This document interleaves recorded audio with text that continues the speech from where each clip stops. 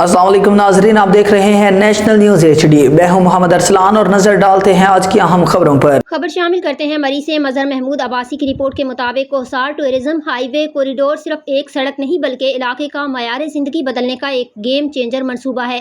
وفاقی حکومت آمدہ بجٹ میں منصوبے کو مکمل کرنے کے لیے فوری فنڈز جاری کرے۔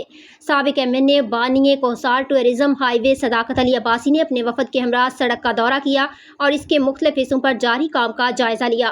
اس موقع پر اپنے پریس کو دیے گئے بیان میں انہوں نے کہا کہ کوہسار ٹورزم ہائی وے کو بند کر دینے کی افواہوں پر شدید مایوسی ہوئی ہے۔ انہوں نے مزید کہا کہ اس کوریڈور کے ذریعے 28 نئے سیاحتی مقامات کو آپس میں جوڑ کر مری، گلیات، کشمیر سمیت شمالی علاقہ جات کی پٹی کو کوہوٹا کلر سیدہ تک لانے کا گریٹر پلان ہے۔ نئی GT road Peshawar Lahore motorway اور رنگ روڈ کے سنگم سے سارے ملک کی سیاحتی ٹریفک کو ایک خوبصورت ترین علاقے سے گزار کر کوہوٹا، کوٹلی، ستیاں، پتریاٹا اور مری کے راستے گلیات، کشمیر اور دیگر شمالی علاقہ جات تک لے کر جانا اس بڑے منصوبے کا حصہ ہے۔